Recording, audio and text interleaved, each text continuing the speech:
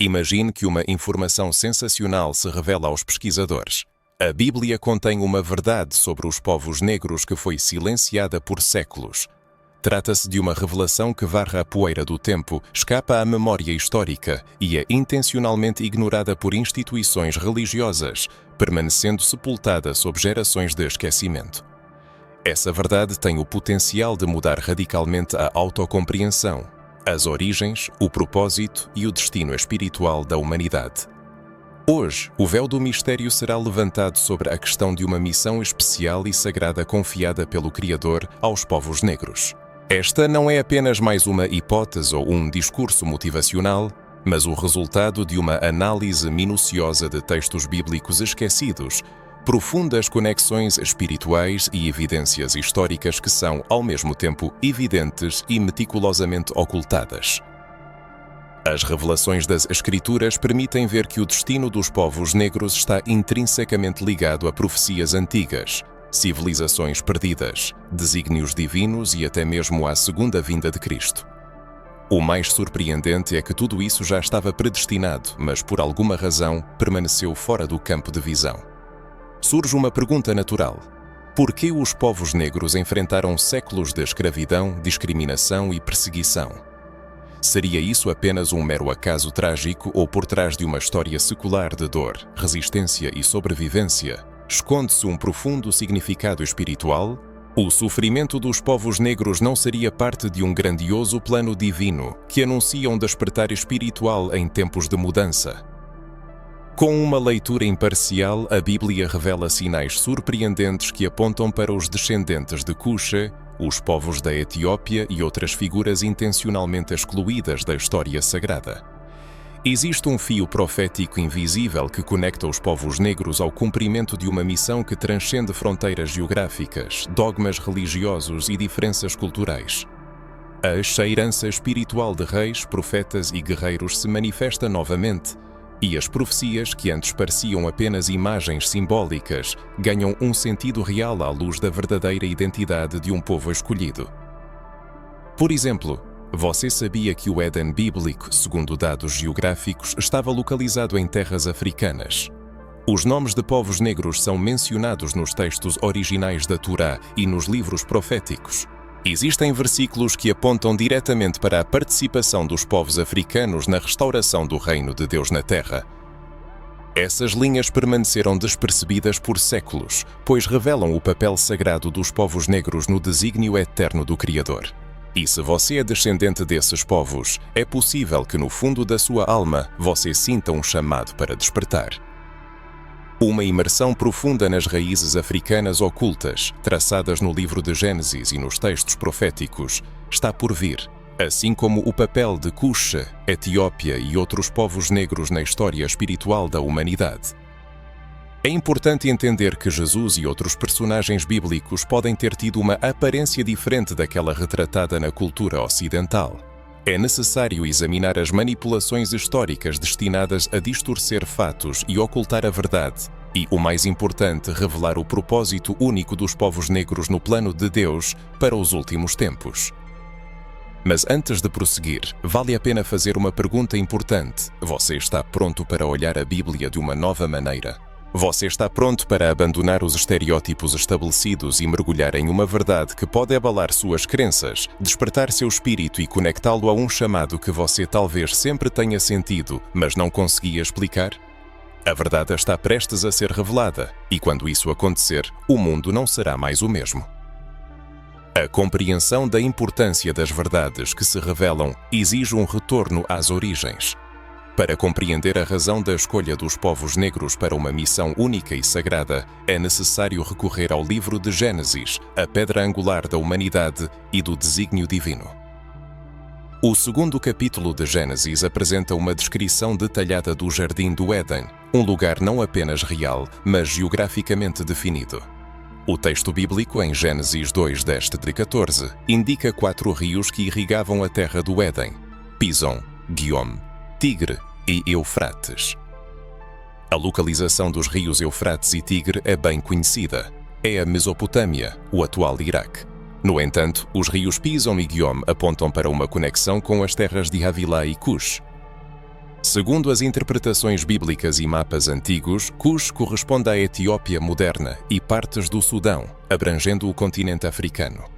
O nome Cush aparece repetidamente nas Escrituras, denotando uma origem africana. Isso não é uma alegoria, mas uma geografia bíblica que muda a percepção do Éden. A descrição do Éden. Cercado por rios que banham essas regiões, indica a localização do Jardim da Criação no coração da África. A narrativa bíblica sobre a origem da humanidade conecta o continente africano à Terra Sagrada, o primeiro lugar de habitação do homem criado por Deus. Este fato contradiz a visão comum, onde Adão e Eva são retratados como europeus de pele clara e o Éden como uma terra neutra, sem afiliação racial. Tais representações são uma manipulação que separa os povos negros de sua origem divina. O esquecimento de suas raízes leva à perda do senso de missão. A separação dos povos negros de sua origem sagrada é uma das estratégias destinadas a ocultar seu chamado profético. O problema não está no conteúdo da Bíblia, mas na relutância em ver o óbvio. Por séculos, teólogos e instituições religiosas eurocêntricas distorceram a conexão entre a Bíblia e a África. Cush, Mizraim, Canaã, descendentes de Cam, filho de Noé, habitavam terras conhecidas como África e Oriente Médio. No entanto, essas figuras foram apresentadas como distantes dos povos negros. Moisés e José, que viveram no Egito, eram retratados com traços europeus. Até mesmo Jesus raramente aparece com traços de um homem semita. Isso levou a uma ruptura entre os povos negros e sua herança espiritual. As Sagradas Escrituras não são apenas uma coleção de textos antigos, mas uma herança espiritual, permeada de profundo significado e revelações. No entanto, é importante lembrar que a Bíblia foi criada em um ambiente afro-asiático. A maioria dos personagens bíblicos vivia lado a lado, interagia e até se casava com representantes de povos negros. Muitos reinos mencionados nas páginas das Escrituras estavam localizados em regiões africanas. Isso não é uma mera suposição, mas um fato histórico, arqueológico e textual, confirmado por inúmeras pesquisas. O livro de Jeremias narra sobre Ebed-Meleque, o etíope, como um homem agraciado pelo favor de Deus por sua devoção. No livro de Sofonias 3:10 ressoa uma profecia: além dos rios da Etiópia, os meus adoradores, o meu povo disperso, me trarão ofertas. Como foi possível que esse aspecto da história bíblica tenha sido esquecido por tanto tempo? É por isso que a restauração da verdade histórica tem um significado imenso. Estamos trazendo à vida uma verdade que por séculos foi sepultada sob camadas de colonização religiosa e distorção intencional da história. Quanto mais nos aprofundamos no passado, mais claramente compreendemos que os povos negros não apenas estiveram presentes nos eventos bíblicos, mas desempenharam um papel fundamental em muitos desígnios divinos, do livro de Gênesis às profecias escatológicas. Não é por acaso que muitas culturas africanas preservaram, mesmo que subconscientemente, um profundo senso de espiritualidade, uma conexão íntima com o mundo invisível e uma sensibilidade especial às energias espirituais que, infelizmente, foram perdidas por muitos outros povos. Isso não é uma mera coincidência, mas uma manifestação da herança espiritual. É importante reconhecer que o ocultamento dessa verdade por tanto tempo atesta sua natureza sagrada. Afinal, tudo o que carrega um propósito divino é alvo de uma luta feroz. O inimigo não atacará o que não tem importância. E se esforços colossais foram empregados para apagar a conexão dos povos negros com a origem da criação, com o Jardim do Éden, com os profetas, reis e o próprio Messias, isso fala de algo muito importante, algo que não pode mais ser silenciado. Você começa a perceber por que essa revelação causa tanta inquietação. Porque muitos evitam discutir este tema nas igrejas. Porque qualquer um que ousa desafiar a interpretação tradicional é imediatamente acusado de heresia, rebeldia ou radicalismo? Porque vivemos em um sistema criado para manter a verdade longe daqueles que mais precisam dela. Mas hoje este círculo vicioso foi rompido e você faz parte desse processo.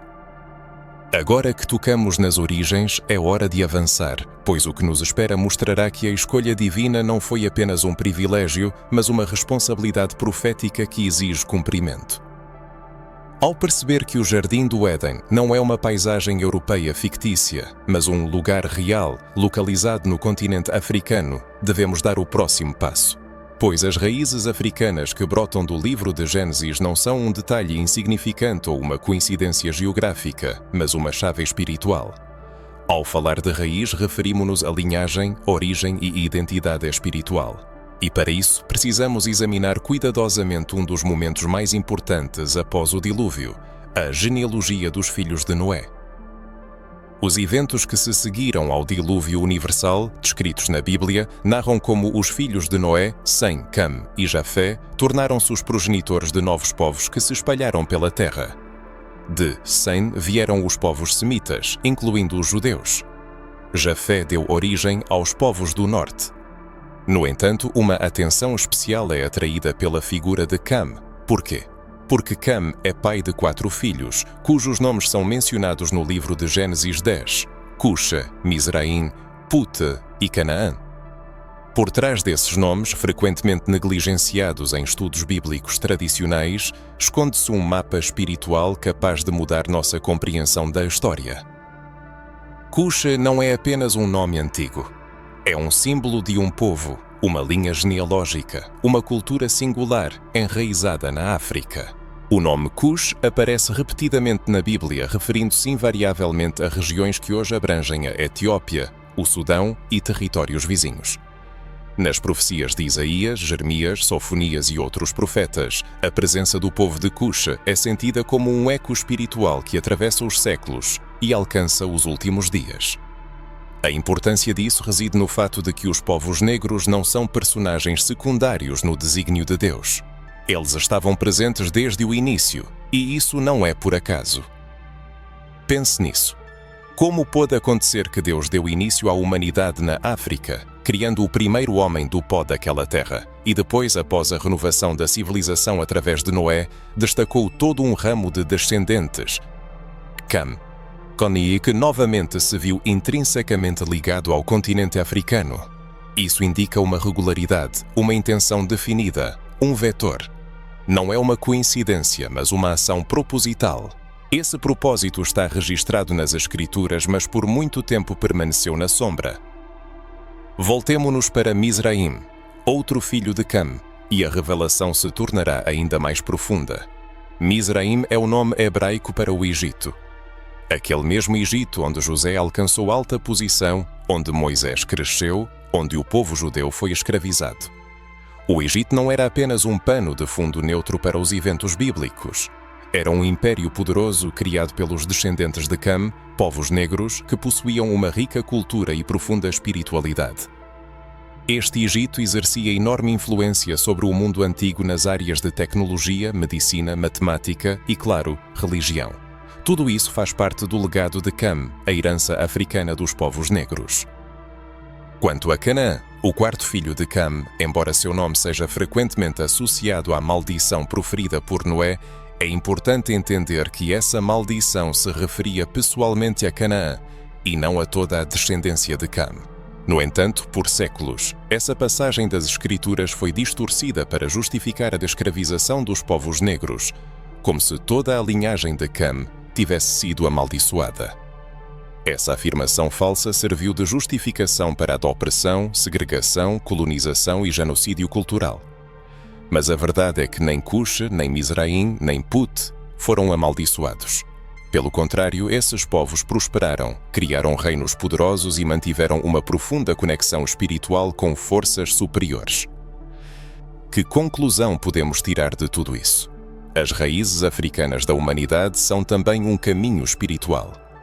E os povos negros, ao longo da história, apesar de todas as tentativas de apagar sua identidade, preservaram essa faísca dentro de si. É por isso que, mesmo separados por oceanos, línguas e culturas, os povos negros espalhados por todo o mundo continuam a expressar sua fé, ritmo, louvor, oração e resistência de uma maneira única. Isso não é apenas cultura, mas um DNA espiritual, uma impressão deixada pelo próprio Criador. Este raiz africana, que tem sua origem no livro de Gênesis e passa pelos textos proféticos, nunca foi destruída. Ele foi apenas ocultado e agora está sendo trazido novamente à luz. Neste momento, uma compreensão profunda se revela. Não se trata apenas de fatos históricos, mas de uma essência espiritual inimitável.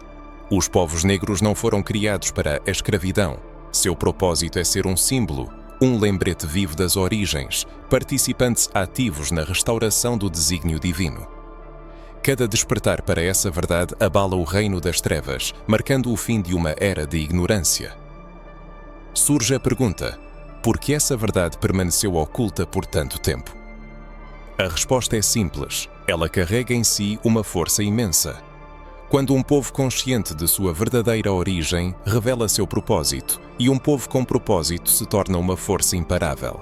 Um povo que conhece sua origem de Cuxe, Mizraim, de reis e profetas, líderes e sacerdotes, transforma-se em um exército espiritual, pronto para cumprir uma missão predestinada antes mesmo da criação do mundo. O sentimento que surge agora, um desconforto agradável, um despertar, uma sede de conhecimento, é apenas o começo do caminho. Quando Deus planta a semente da verdade em uma alma receptiva, Ele mesmo cuida para que ela cresça e dê frutos. Talvez a leitura dessas linhas seja um sinal de que você é um desses frutos, chamado não apenas para observar, mas para testemunhar. Não é uma tarefa fácil, é uma responsabilidade, é um destino. Essa jornada continua, e as próximas descobertas mostrarão que o que parecia uma simples origem é, na verdade, o primeiro passo em um plano muito mais grandioso, profundo e poderoso do que jamais foi contado. A linhagem de Cush não são apenas nomes antigos, perdidos nos livros de Gênesis ou em crônicas esquecidas. É um fio vivo que permeia a história bíblica com uma força, identidade e chamado que ainda pulsam no espírito de milhões de pessoas, mesmo que ainda não o percebam.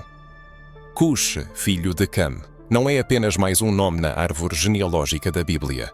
Ele representa uma nação, um povo, uma espiritualidade ancestral que Deus permitiu prosperar com um propósito específico. Esse propósito não foi destruído, ele foi ocultado, mas agora está se revelando. E quanto mais ele se revela, mais claro fica que as Escrituras sempre falaram sobre esse povo. A questão é: quem tinha olhos para ver?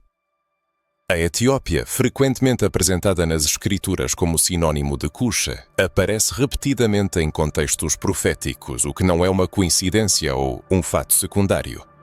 Pelo contrário, em várias passagens ela se apresenta como um sinal profético da ação de Deus nos últimos dias.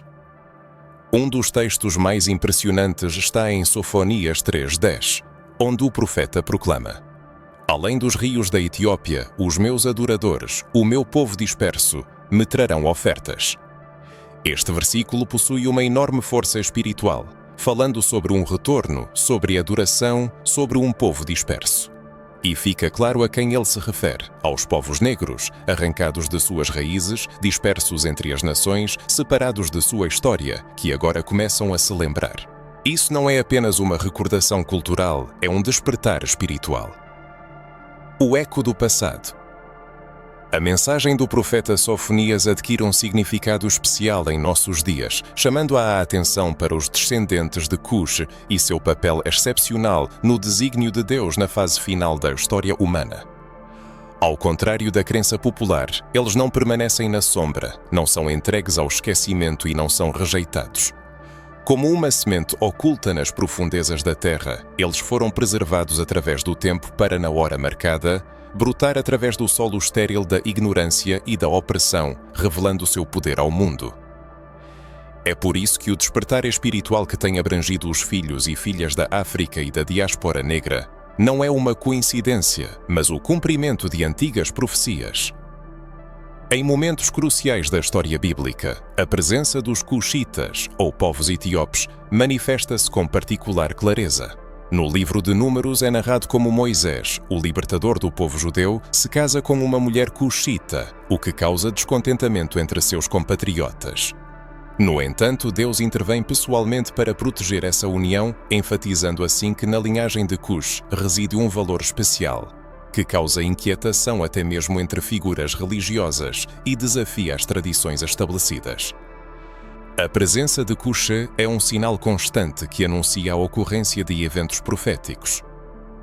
No segundo livro dos Reis e no livro do profeta Isaías é narrado sobre Tiraca, rei da Etiópia, que se levantou para defender Jerusalém da invasão assíria. Mais uma vez, o reino de Cuxa, habitado por um povo negro, atua como um escudo, protegendo o povo de Deus. No livro dos Salmos, encontram-se versículos como a Etiópia estenderá suas mãos a Deus, Salmo 68, 31. Isso não é uma mera expressão poética, mas uma profecia velada. Conectando esses fatos dispersos, chegamos à compreensão de que os povos negros não foram afastados da Bíblia, mas ao contrário ocuparam um lugar central nela. No entanto, certas forças procuraram desalojá-los de lá, distorcendo imagens, pervertendo interpretações e silenciando narrativas importantes. Mas a verdade é inflexível e o Espírito de Deus é fiel em seu desejo de restaurar tudo o que foi perdido. Hoje, esse chamado se manifesta no despertar espiritual da diáspora negra, espalhada por todo o mundo. Os descendentes dos antigos reinos negros estão vivenciando um tempo de retorno às suas raízes, à sua identidade, à adoração e ao seu propósito. Este movimento é de natureza espiritual, embora possa influenciar as esferas política e social. É invisível, mas palpável, profundo e divino. O retorno espiritual dos descendentes de Cush é parte de um plano profético, destinado a restaurar tudo, incluindo a verdade. A verdade é que a voz dos povos negros no mundo espiritual possui uma força imensa, que sempre lhes foi inerente e agora é novamente ativada, não por sistemas, mas pelo próprio Deus. É isso que explica o burburinho, a sede de respostas e a inquietação no espírito que muitos sentem, sem ainda encontrar uma explicação para isso. Esse anseio por dar palavras ao que se sente, mas não tem nome, está ligado à presença de Deus dentro de cada pessoa, a um código espiritual adormecido que está despertando. Esse código está ligado a Cuja, à Etiópia, aos rios do Éden, às antigas promessas que aguardam sua hora. Talvez surja a pergunta: por que eu não ouvi falar disso antes? Porque as profecias não são anunciadas em voz alta, mas discernidas por aqueles que têm olhos para ver e ouvidos para ouvir. E se o coração ressoa com esta mensagem, significa que a pessoa faz parte desse círculo escolhido. Sua presença aqui não é por acaso. O movimento já começou, passando pela vida, voz e consciência espiritual de cada um que sente seu chamado. A consciência da própria identidade é uma etapa importante do despertar espiritual. No cerne da doutrina cristã encontra-se Jesus Cristo e é para ele que devemos voltar nosso olhar. Se as raízes africanas da humanidade são uma realidade, se os descendentes de Cuxa carregam um chamado profético especial, se as escrituras sagradas atribuem um papel significativo às pessoas negras no plano do Criador, surge uma pergunta legítima. Que lugar Jesus ocupa nesse quebra-cabeça espiritual? Será que algo sobre ele também não está oculto? A imagem de Cristo familiar desde a infância não seria parte de uma vasta falsificação histórica e espiritual? Se o inimigo da humanidade procurou privar as pessoas negras de seu chamado, ocultando sua verdadeira identidade, é lógico supor que ele também possa ter tentado esconder a verdadeira aparência do Deus encarnado. É possível que a aparência de Jesus tenha sido intencionalmente distorcida para afastar as pessoas negras do Salvador, pois os símbolos possuem um poder espiritual imenso, e o controle de uma imagem é o controle da identidade. Por séculos, a cultura ocidental predominou a imagem de Jesus com traços europeus: pele clara, olhos claros, cabelos lisos. Essa imagem enraizou-se a ponto de ser vista como um padrão. Mas onde na Bíblia podemos encontrar confirmação para isso? Onde está escrito que Jesus tinha pele clara, olhos azuis e aparência europeia? Tais passagens simplesmente não existem. Nenhuma parte das Escrituras confirma essa imagem. As realidades geográficas, culturais e genéticas da época apontam para o contrário. Jesus nasceu em Belém, cresceu em Nazaré e viveu no Oriente Médio no primeiro século, uma região onde predominavam traços afro-asiáticos, cabelos escuros e encaracolados, pele morena e feições expressivas. Descrições da aparência de Jesus foram preservadas em documentos históricos que foram ignorados por muito tempo. Por exemplo, na chamada Carta de Pôncio Pilatos, um documento apócrifo, mas conhecido nos círculos históricos, contém uma descrição da aparência de Jesus. Seu rosto é severo, mas cheio de misericórdia. Seus cabelos, cor de vinho tinto escuro, caem em ondas sobre os ombros. Sua pele tem a cor do trigo maduro ao sol e seus olhos são penetrantes como os de um leão. Por que essa descrição não aparece nos livros religiosos tradicionais? Por que uma imagem de Jesus com traços europeus é insistentemente imposta, quando as evidências históricas sugerem o contrário? A imagem molda a identificação e a identificação constrói autoridade. Se as pessoas negras vissem uma imagem de um Jesus de pele escura, semelhante a elas, isso teria um enorme impacto em sua autoconsciência. A autoestima espiritual de uma geração inteira mudaria. Crianças negras, crescendo em áreas desfavorecidas, veriam no crucifixo um rosto parecido com o seu. Isso mudaria sua percepção sobre quem é digno de respeito, quem está próximo de Deus e em que se pode acreditar. Mas foi por isso que essa imagem foi apagada. Forças religiosas e políticas entenderam que a imagem de Deus deveria corresponder à imagem do poder, que por séculos foi branco, europeu e colonial. Portanto, Cristo foi embranquecido de forma intencional e estratégica. Isso não é apenas uma injustiça histórica, é um crime espiritual. Ao manipular a imagem do Salvador, manipula-se a identidade daqueles que nele creem. O autor convida a uma profunda reavaliação da imagem de Jesus Cristo. E se supusermos que a aparência do Salvador tinha traços característicos da raça africana, e se seus pés brilhassem com um tom de bronze, como João, o teólogo, viu no Apocalipse, e se seus cabelos fossem crespos como lã e sua voz soasse como o estrondo de muitas águas, que significado isso teria para as pessoas de pele escura? Como isso impactaria a narrativa histórica que por séculos serviu de justificação para a escravidão, a opressão e o silenciamento?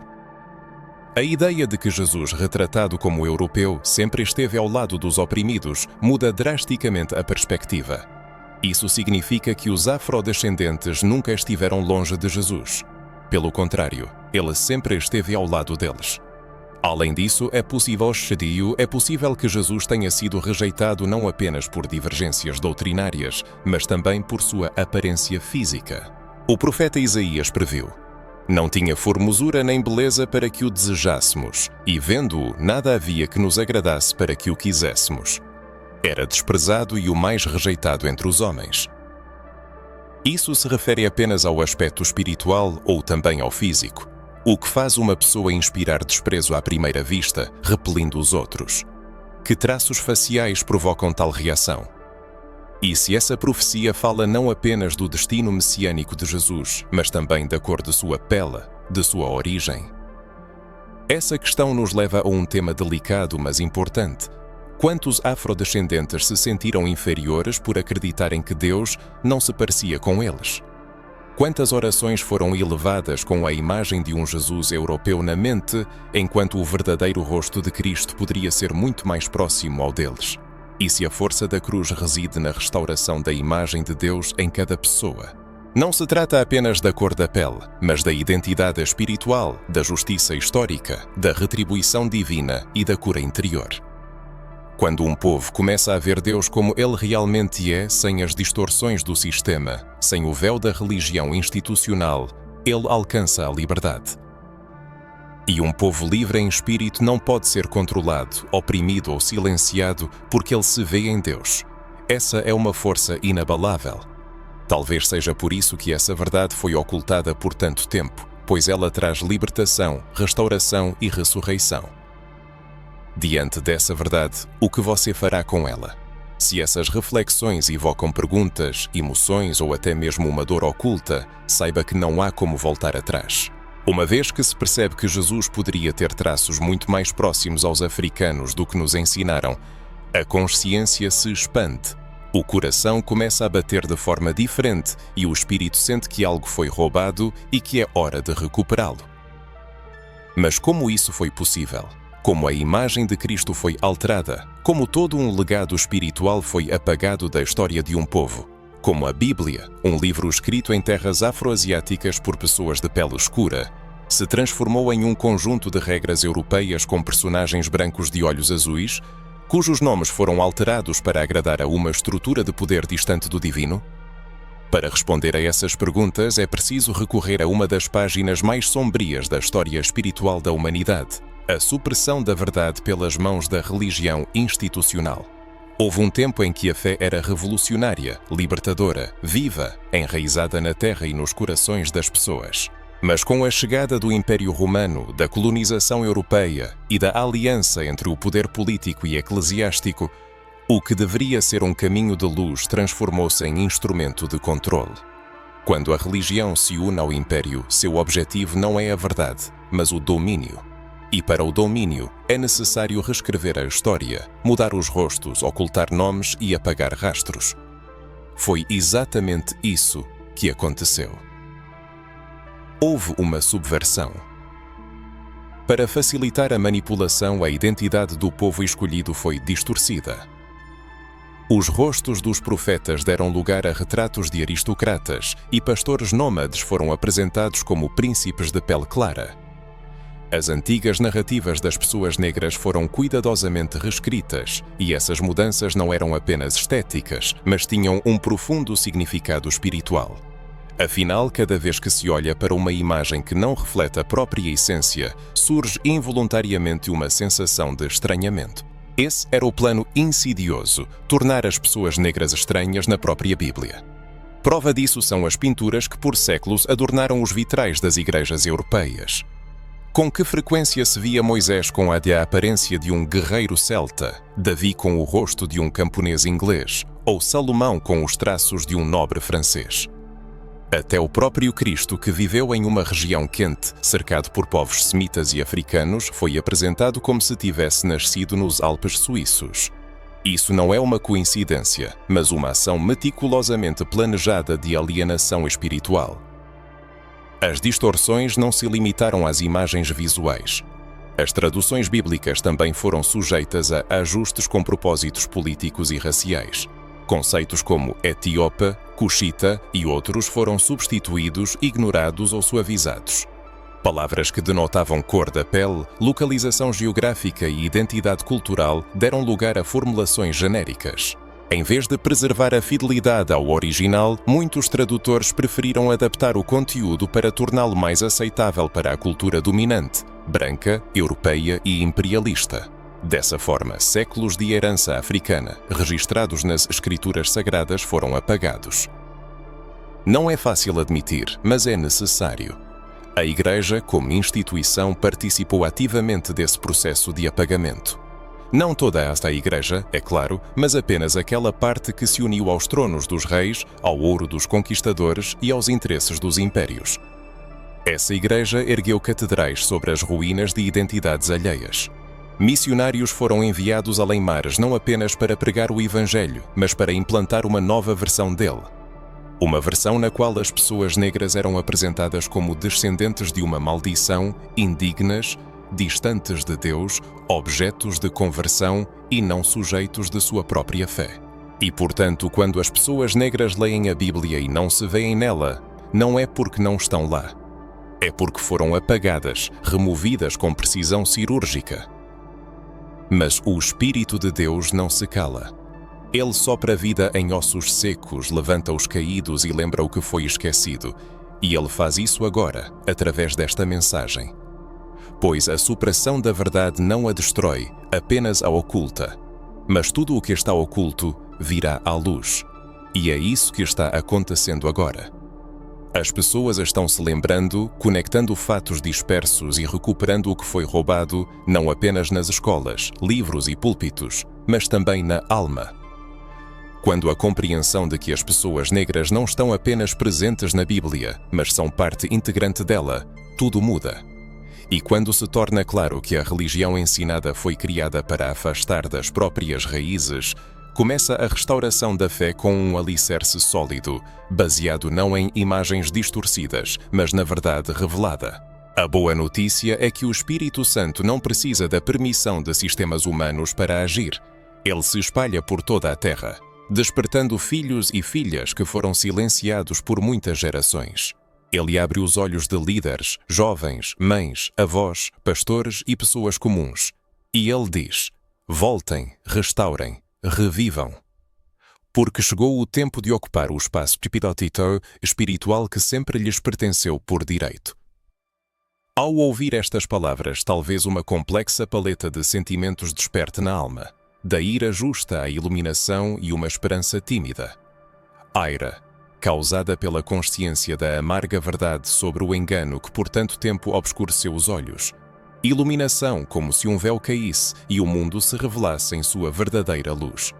E, finalmente, esperança, como um fraco raio que atravessa a escuridão. A percepção de que nem tudo está perdido, que ainda há tempo para a redenção. E é realmente assim. Enquanto houver fôlego de vida, permanece a possibilidade de renascimento. Enquanto a verdade estiver viva, há uma chance de restauração. A verdade, como um poderoso rio subterrâneo, rompe a crosta de gerações, abrindo caminho através da terra seca da opressão, da ignorância e do esquecimento. As pessoas negras estão despertando, e esse despertar não é uma coincidência, não é um capricho passageiro do destino, nem apenas uma reação social de curta duração. É um cumprimento profético predito pelos sábios da antiguidade. Aqueles que possuem visão espiritual o reconhecem sem erro, pois as escrituras sagradas, purificadas das distorções coloniais e religiosas, contêm muitas profecias que apontam para um tempo como o que estamos vivendo agora. Um tempo em que os humilhados se levantam das cinzas, os esquecidos recordam sua grandeza, os dispersos se reúnem e aqueles cuja voz foi silenciada ganham o direito de falar. Este não é apenas um despertar intelectual ou cultural. É um chamado espiritual que emana das profundezas da alma e que não pode ser ignorado. Parece que o próprio céu sopra sobre os descendentes de Cuxa, Mizraim e Canaã, lembrando-lhes: vocês não foram criados para arrastar uma existência miserável. Vocês foram escolhidos para levar ao mundo uma mensagem, sua identidade única, uma rica herança. E o mais surpreendente é que esse renascimento foi previsto, registrado nas páginas da história, anunciado pelos profetas. No livro de Isaías, no capítulo 18, encontra-se uma das mais subestimadas e, ao mesmo tempo, profundas profecias sobre a África e seu papel nos últimos tempos. O profeta descreve a terra além dos rios da Etiópia, habitada por pessoas altas e de pele clara, que serão trazidas de volta à presença de Deus para lhe render adoração. Muitos passaram por esse texto sem perceber sua enorme importância. Mas agora, à luz da revelação, ele soa como um toque de clarim, pois se trata de pessoas negras, separadas pelas águas, que na hora marcada retornarão ao seu Criador. E essa hora chegou. O livro de Jeremias, capítulo 13, também impressiona por sua profundidade. Deus ordena ao profeta que enterre um cinto de linho perto do rio Eufrates e depois o retire, já deteriorado. E então ele declara: assim destruirei o orgulho de Judá e de Jerusalém. Mas o contexto é muito mais amplo. Trata-se da perda de identidade, da alienação, de um povo que, sendo arrancado de suas raízes, espiritualmente se degrada. Isso nos lembra muitos povos, mas especialmente as pessoas negras, cuja espiritualidade, origem e dignidade foram por séculos distorcidas pela opressão, escravidão, doutrinação e manipulações. E, no entanto, eles resistiram e agora se levantam de joelhos. O que observamos hoje em diferentes partes do mundo é uma manifestação silenciosa, mas poderosa, dessa profecia em ação. Nas comunidades afro-americanas da América, do Caribe, da Europa e da própria África, cresce uma sede insaciável de reencontro, um desejo de encontrar suas raízes judaicas africanas, de conhecer o verdadeiro Elohim, de saber seu nome sagrado, de restaurar sua identidade original. É como se o Espírito Santo ativasse códigos espirituais adormecidos dentro de uma geração inteira. Uma geração que não se contenta mais com uma versão diluída da fé, que anseia pela verdade, busca suas raízes e aspira à reconciliação com aquilo que foi brutalmente arrancado de sua história. Algo que foi intencionalmente erradicado está acontecendo. Esse retorno é desprovido de pompa. Não é tema de grandes conferências, nem é promovido por personalidades famosas ou grandes organizações religiosas. Pelo contrário, ele nasce em casas particulares, em reuniões modestas, no processo de profundo estudo dos textos sagrados e em conversas que partem da pergunta: e se muito do que nos foi ensinado estivesse incompleto ou distorcido? Essa restauração começa de dentro, representando uma espécie de movimento subterrâneo que, no entanto, possui uma força imparável. Os membros da diáspora africana, independentemente da idade e do sexo, estão começando a reconhecer sua herança espiritual, compreendendo que não são apenas vítimas de eventos históricos, mas também portadores de antigas promessas, pactos e alianças. À medida que o despertar abrange mais pessoas, as estruturas estabelecidas começam a ruir. Um povo que percebe sua conexão com o divino torna-se incontrolável para os sistemas existentes. Ele não se submete à coerção e recusa o papel de observador passivo em sua própria história. Essas pessoas tomam o altar em suas mãos, retornando à palavra com uma nova profundidade de compreensão. Elas param de repetir cegamente verdades decoradas e começam a descobrir seu significado por si mesmas, percebendo-se como parte de antigas profecias. Não estão mais à margem, mas ocupam um lugar central que é determinado não pelo poder humano, mas pelo destino divino. Esse renascimento espiritual manifesta-se também em sinais concretos. Cresce o número de afrodescendentes que rejeitam o cristianismo colonial que lhes foi imposto e buscam conhecer o Deus de Abraão com um olhar novo e mais consciente. Aumenta o interesse em aprender hebraico para compreender os textos sagrados em seu contexto original e em observar os mandamentos fora da perspectiva ocidental. Surge uma necessidade aguda de justiça, verdade e reconciliação com a Torá, os profetas e a aliança. E o que é especialmente importante, fortalece-se a convicção de que nunca é tarde para retornar. Independentemente de quantas gerações se passaram, Deus continua a chamar, restaurar e acolher de volta aqueles que foram dispersos pelo mundo. Chegou o tempo do retorno, do despertar e da abertura dos olhos, não para vingança, mas para a restauração de uma identidade perdida. Este movimento é espiritual, profético e inevitável. Aqueles que leem estas linhas não chegaram aqui por acaso. Eles fazem parte de uma geração que não deseja mais seguir cegamente uma fé imposta por aqueles que nunca valorizaram sua cultura, herança e ancestrais. Eles anseiam por uma fé que reflita sua essência, que fale sua língua, que ressoe em seu ritmo e que afirme: vocês sempre fizeram parte disso. E é realmente assim. Do Éden às profecias dos últimos tempos, dos rios da Etiópia às favelas, das canções dos escravos aos salmos de Davi, os africanos sempre ocuparam um lugar importante no plano divino. E agora eles retornam a ele com uma nova consciência, força e raízes profundas. Se essa verdade ressoa na alma, não é apenas um pensamento casual. É uma declaração espiritual, uma semente de um novo começo, um chamado ao retorno. Essas palavras ativam um código específico dentro do ser humano e nos céus, confirmando o despertar, a consciência e o retorno às suas origens. Essas origens são espirituais, proféticas e inquebráveis.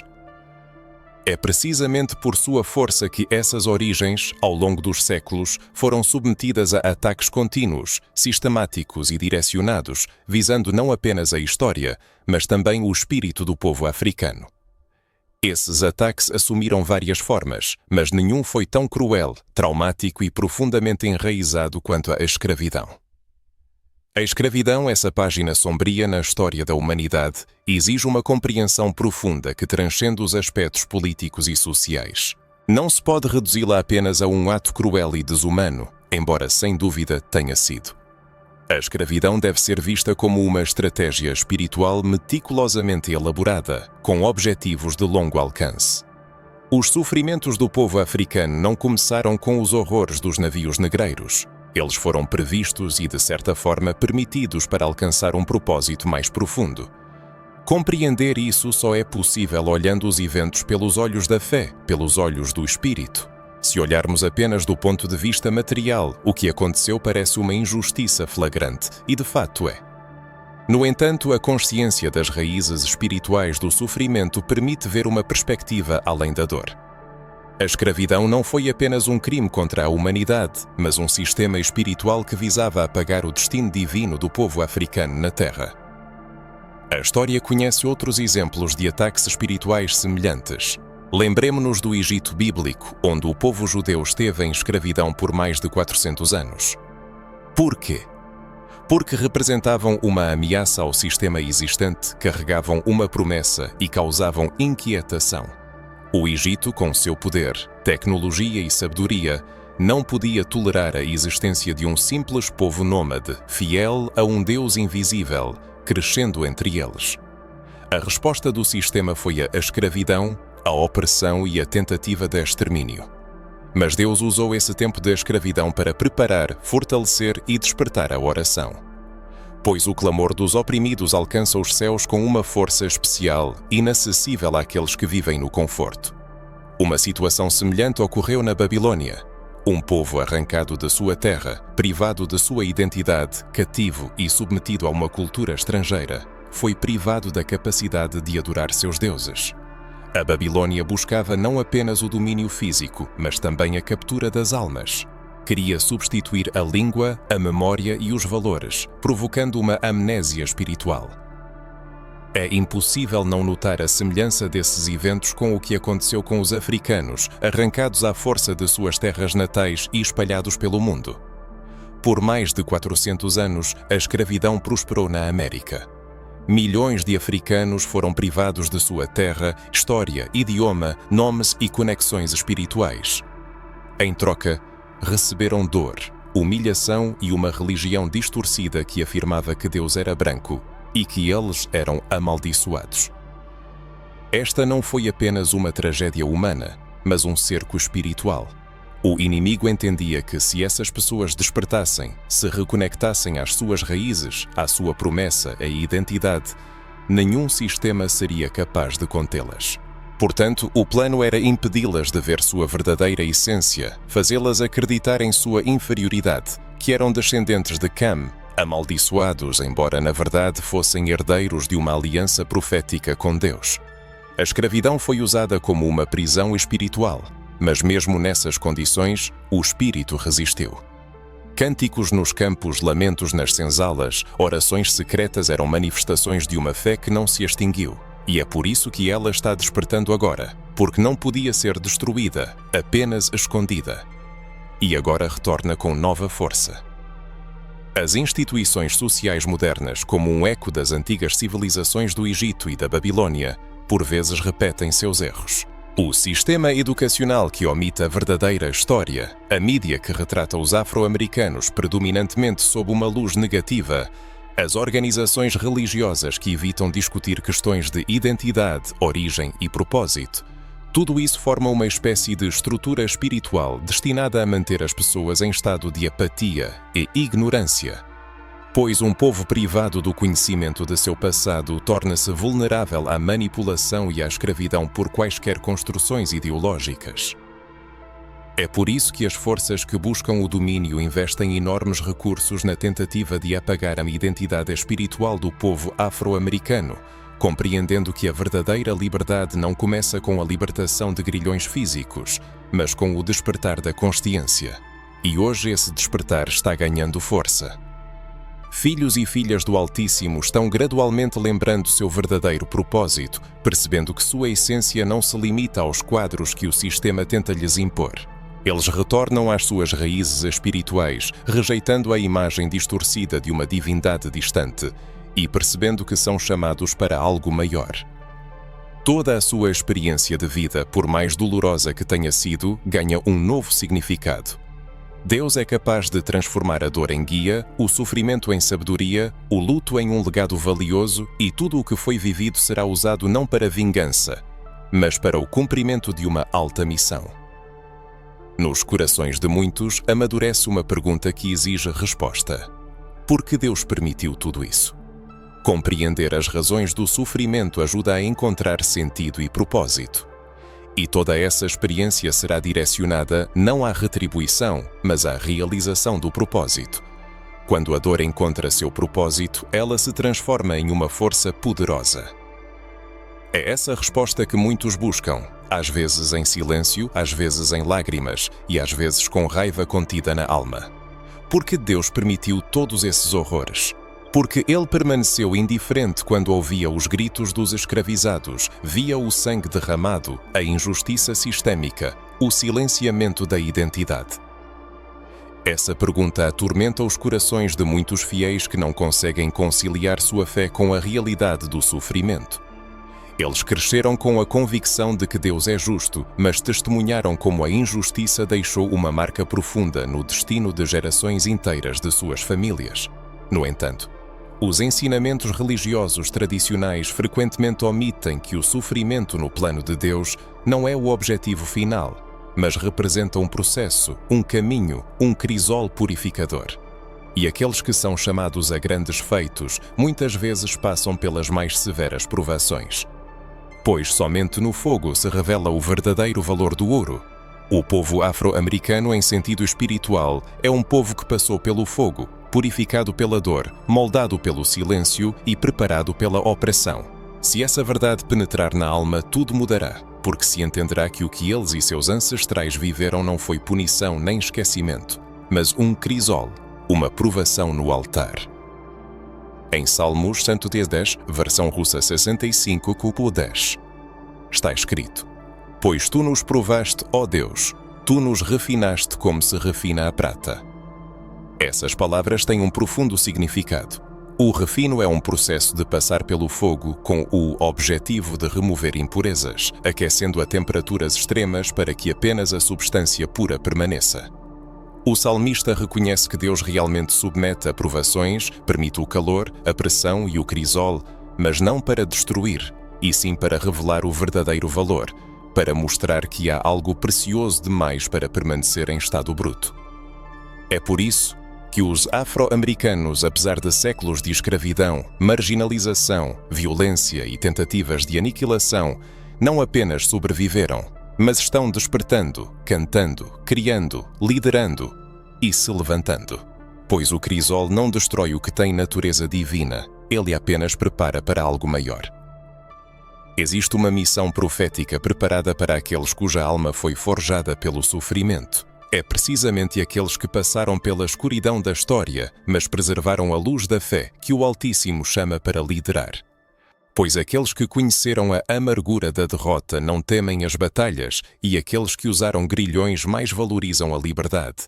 Aqueles a quem foi negada a voz adquirem o dom da persuasão e falam com uma força capaz de mudar o mundo. E é exatamente isso que estamos observando agora. Deus está devolvendo a voz a um povo temperado no fogo das provações, pois chegou o tempo para uma transformação espiritual. Muitos anseiam por um avivamento, clamam por milagres e dias gloriosos, mas poucos percebem que o verdadeiro renascimento nasce das profundezas da dor do povo. O verdadeiro grito da alma não vem do conforto, mas de um senso de urgência, de fome de justiça, de anseio pelo que foi perdido e de sede de restauração. É o povo negro em todo o mundo que carrega consigo esse anseio ancestral que atravessa séculos orando por justiça, reconciliação e presença divina. Por isso, muitos dos futuros líderes do avivamento espiritual virão do povo que o mundo tentou destruir, pois aquilo que o sistema rejeitou, Deus preservou. Lembremo-nos de Moisés, criado em um palácio, mas chamado por Deus somente após 40 anos de peregrinação no deserto. Lembremo-nos de José, traído, vendido como escravo e esquecido na prisão, até ser exaltado para salvar um povo inteiro. Lembremo-nos de Davi, desprezado pelos irmãos e ignorado pelo próprio pai, treinando na solidão até ser ungido rei. O padrão é o mesmo. Deus não escolhe pela aparência, mas pela força de espírito que a pessoa demonstrou nas provações. O povo negro suportou, suporta e se levanta. Agora não apenas com gritos de desespero, mas com revelação, não apenas com força, mas com uma compreensão clara do propósito. A escravidão, a perseguição e o silenciamento foram como golpes de martelo na argila, moldando um vaso. E agora esse vaso está pronto, cheio do Espírito, para ser derramado sobre a terra com grande poder. Dons enterrados estão ressurgindo, visões sufocadas recuperam a força e o som de uma adoração antiga, silenciado por séculos, ecoa novamente. Esse som romperá as correntes, pois é o som de um propósito se cumprindo. O povo negro foi preparado não apenas para si, mas para servir a outros, como intercessores, pacificadores e restauradores do que foi destruído. Pois quem foi ferido sabe onde dói, e quem foi escravizado entende como funciona o cativeiro. Os humilhados possuem a sensibilidade para levantar os outros. Portanto, o papel do povo negro na Terra consiste não apenas em resistência, mas em liderar, encabeçar uma nova era, um novo avivamento, restaurar a fé distorcida e devastada pelo sistema. Este avivamento não será infrutífero e não acontecerá em templos luxuosos. Ele nascerá da terra, nas periferias, nas comunidades, nos quintais onde Cristo será manifestado, nos becos onde o som da oração será mais alto que os tiros em pequenas igrejas cheias do verdadeiro fogo da fé. E muitos desses líderes, despertadores e portadores da glória serão pessoas negras, pois já passaram pelas provações. Os céus confiam naqueles que resistiram ao crisol do sofrimento. A experiência do sofrimento vivida pessoalmente ou herdada dos ancestrais pode não ser um fardo infrutífero, mas um degrau importante no caminho para algo maior. São chaves, códigos e declarações claras sobre a compreensão de uma verdade que ainda está oculta para muitos.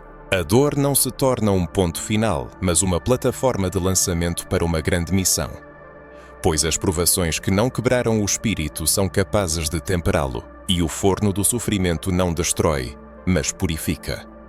A injustiça que não conseguiu silenciar a voz da verdade, ao contrário, desperta para a ação. É essa transformação que as pessoas de pele escura em todo o mundo estão vivenciando hoje. Após longos anos de esquecimento, distorção da verdade e opressão, o Espírito Divino acende nelas uma nova consciência, ou mais precisamente reaviva uma chama antiga, que sempre esteve latente sob as cinzas da história.